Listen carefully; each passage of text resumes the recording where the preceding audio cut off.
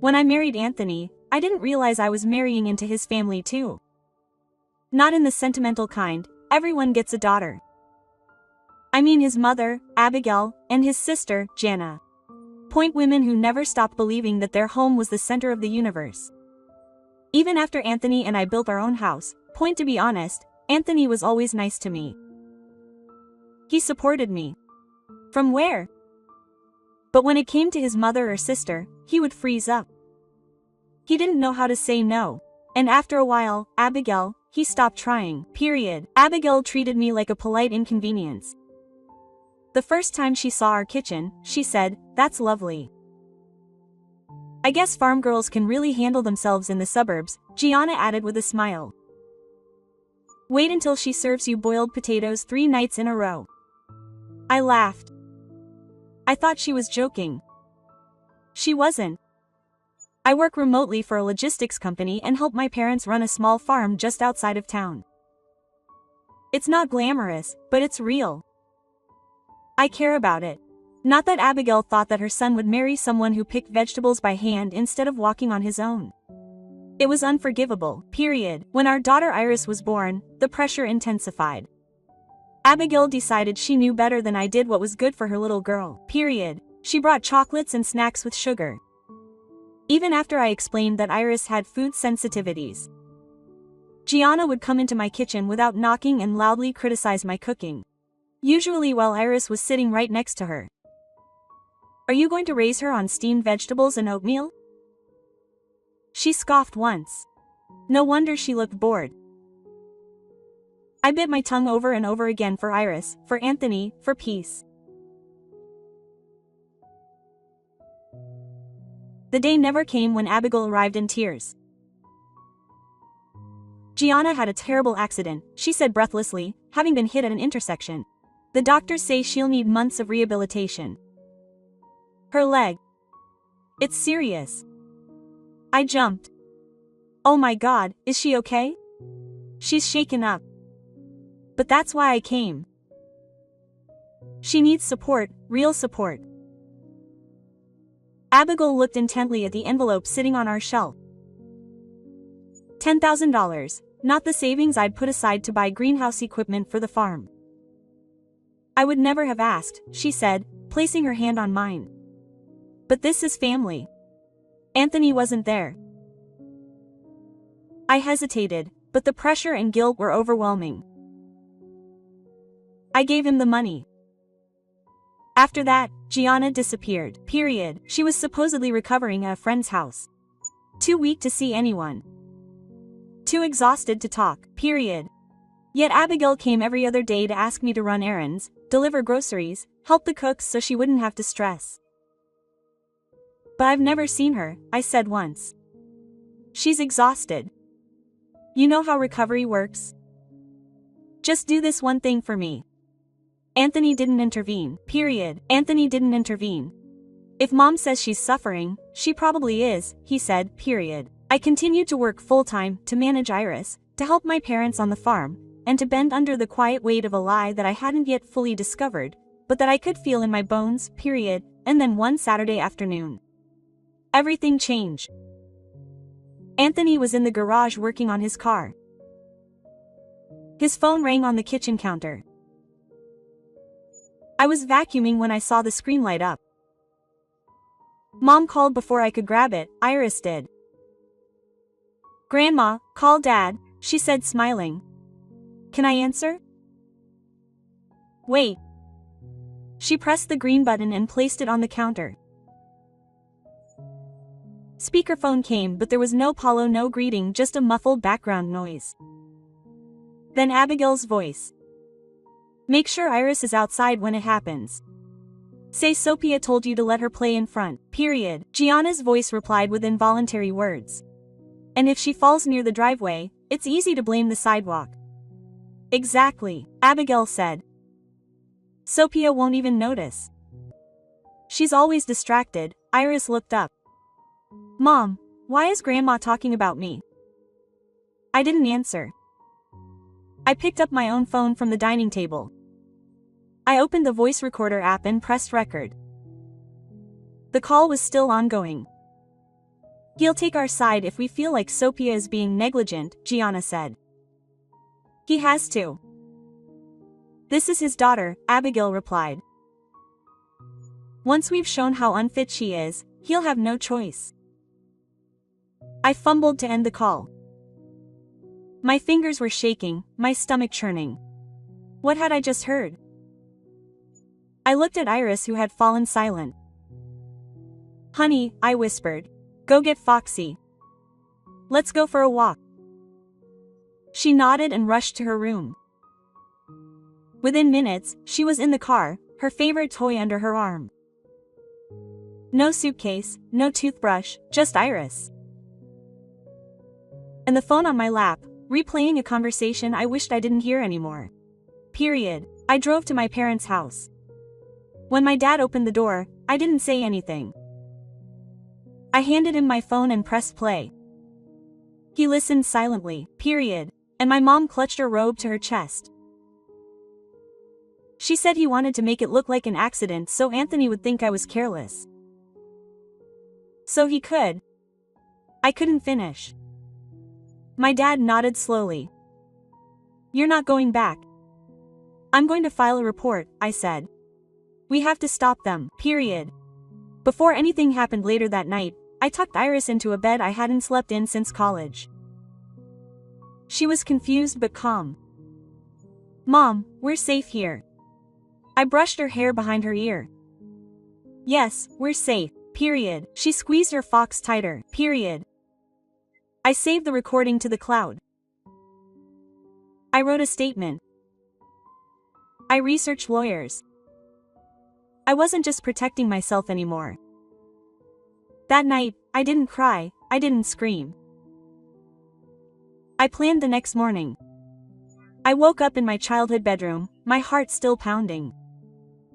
The familiar ceiling, the creaky dresser, the dusty blinds. It all felt strangely small, as if I'd regressed overnight to become someone powerful. But I wasn't that girl anymore, period. I called the police. A calm-voiced officer said, "We understand your concern, ma'am." But since no harm had been done and the conversation involved family members, we couldn't intervene directly. I stared at the phone. No crime, I repeated. They were planning to hurt my child. Until something happened. It's a gray area, she said. Keep the recording, and if you don't feel safe, stay with people you trust. People I trust. At the time, the list seemed short, how calm my parents were that morning. Dad was making eggs. Mom was pouring coffee.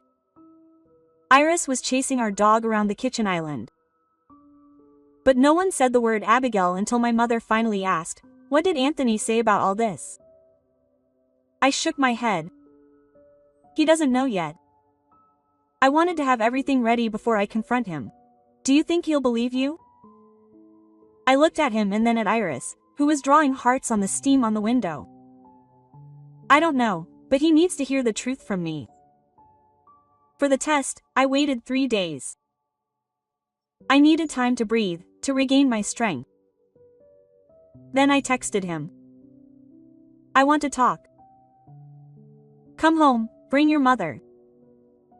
He replied, Are you okay? No, I said come. I want to clear things up. Quote. He agreed. Naively that afternoon, I returned to our house for the first time since the escape. I took my father with me, not inside but parked on the street, just in case the house smelled of stale coffee and lavender. I quickly aired it out. I turned on the living room lights and put my phone on the coffee table. Then I waited until exactly 5 p.m. The front door opened. Anthony walked in first, looking tired and confused. Sophia, Salon calmly said period. Abigail followed the carefully neutral expression, not a trace of the scheming woman from that phone call, and behind her, I froze. Gianna, she walks without crutches, without a cast, not even a limp. She looked me straight in the eye with audacity. I thought you were hurt, and I said in a sharp voice point. She tilted her head. What? Abigail intervened quickly. Sophia, it's not necessary. We came because you seemed upset. I pressed play. The recording filled the room, their voices unmistakable. Abigail's plan to trap me. Gianna's answer about the sidewalk. The plan to have Anthony kidnap me. Anthony pal. What is this? He asks. Iris answered your phone by accident. She heard it. I recorded it. Abigail scoffed. That could be edited. Anyone can put voices together these days. Gennari. Do you seriously think he's going to believe that? Do you need help? Sophia says. Anthony turns to her. Where were you last week?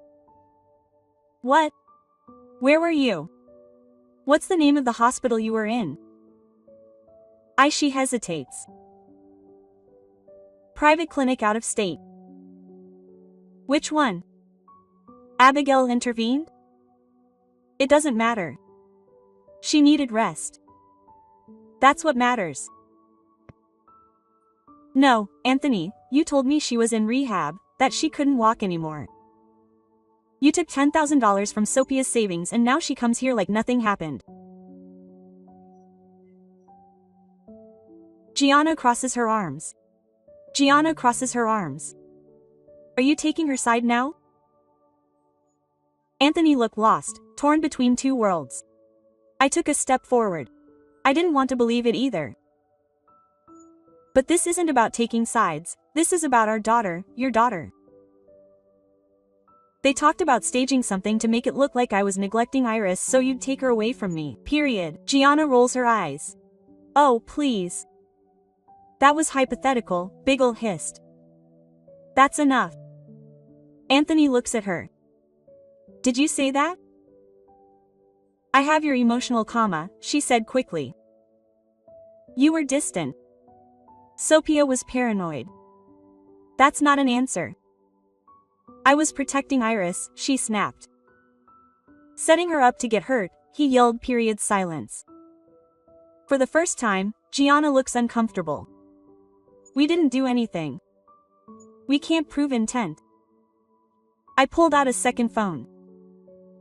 My mother's. It's already saved in the cloud, with my lawyer, with 3 people who will make the case public if anything happens to me or Iris. Abigail's mouth opened and closed, period, and then I added, I've already notified the police. If you don't admit this is a scam, a lie, a setup, I'm going to press charges for fraud. $10,000 stolen under false medical claims. Audio evidence of a plot to endanger a child, Abigail Tressa. Gianna's confidence grew firm. Anthony sat up as if his bones had been pulled out. Sophia, why didn't you come to me sooner? I stared at him. Because you never believed me the first dozen times. You let them crush me. Every time, I didn't know it was this bad. I held my breath. I want you all out of this house, and I said. Now, Gianna scoffed. This isn't even your house. It's in both of our names. But I had already started the process of changing that. Abigail opened his mouth but Anthony raised his hand. Mom, Gianna, go ahead. Gianna stammered. Are you on his side? He didn't answer. He just looked at me. His eyes were hollow. I watched them leave. Gianna slammed the door behind her.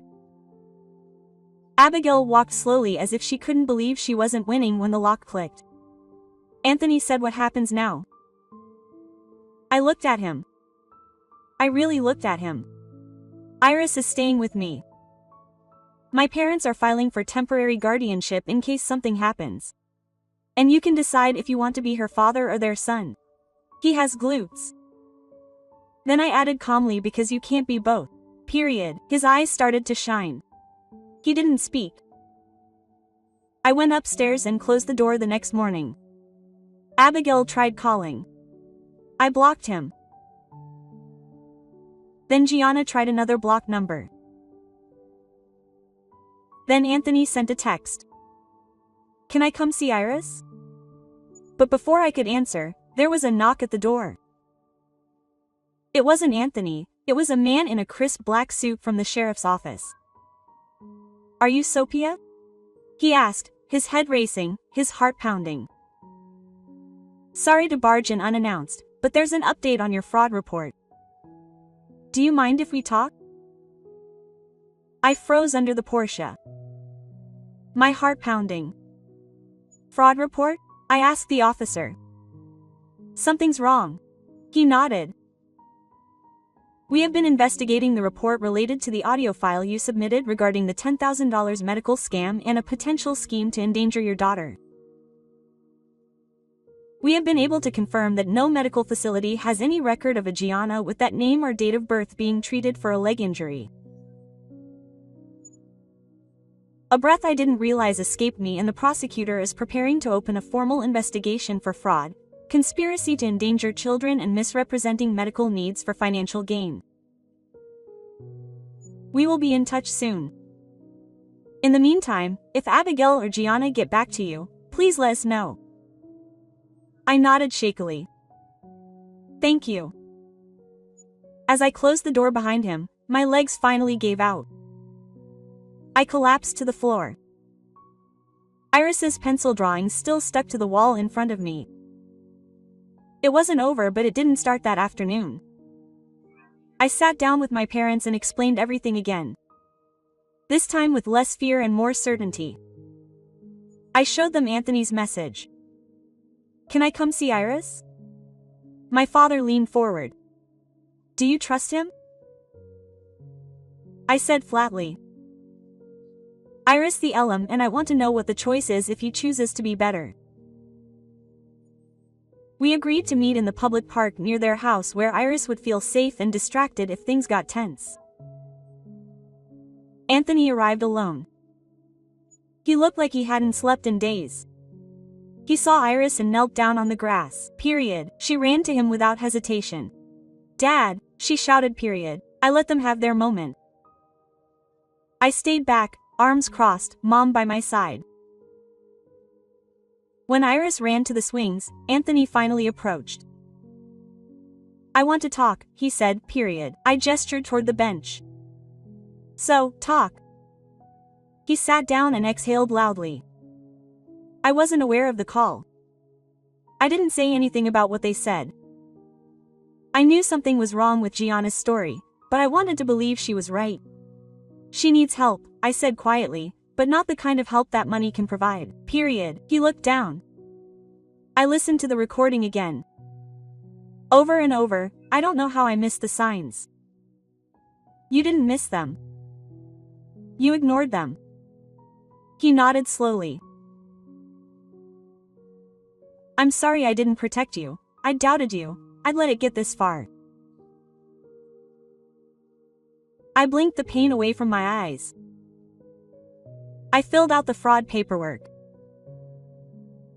I told him, you may be called as a witness. He nodded. I will cooperate fully. We sat in silence for a moment. I know it doesn't solve anything, but I also contacted my lawyer to remove my mother's name from Jana's financial power of attorney. I'm done helping them. It's up to me, I said. But Iris and I are safe now, and it's going to stay that way. He looked at me intently. That means we're done. I met his eyes. I think that means we're not who we used to be. And maybe we never were. He looked down again. I still want to be her father. So be one, I said. It doesn't require a marriage license. It takes effort. A few weeks passed. Abigail tried calling again. This time from a blocked number. I didn't answer. Then Gianna's name appeared in a local news article. She had been taken into custody for falsifying a medical insurance claim by using the same injury to claim disability benefits. An anonymous tip led investigators to Gianna. She had falsified medical records, submitted false documents, and listed Anthony as a financial sponsor. Anthony called me that night. They arrested him. I know. And my mother, she's being investigated for co-conspiracy. She had signed the hospital letters. I didn't gloat. I didn't celebrate. I just said actions have consequences. Months later, Anthony came to one of Violin Dyrus's recitals. He brought flowers. He sat quietly in the back. When she spotted him in the crowd, her face lit up.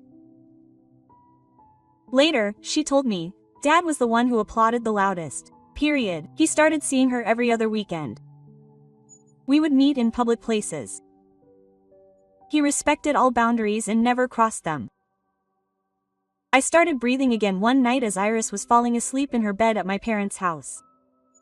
I stood at the window and looked out at the fallen leaves. A lot of things had burned, but not everything. I had my daughter. I had the truth.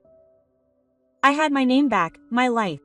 I would never let anyone steal from me again, period. Yana was sentenced to 18 months of probation and a mandatory psychiatric evaluation, period. The charges against Abigail were dropped for procedural reasons, but her reputation was ruined. She was ostracized from the board of her charity and permanently removed from Anthony's legal documents. Anthony continued to show himself to Iris. Not perfectly, but sincerely. As for me, I finally understood the difference between forgiveness and forgetting. I could offer one but not both, and that would be enough. Mr.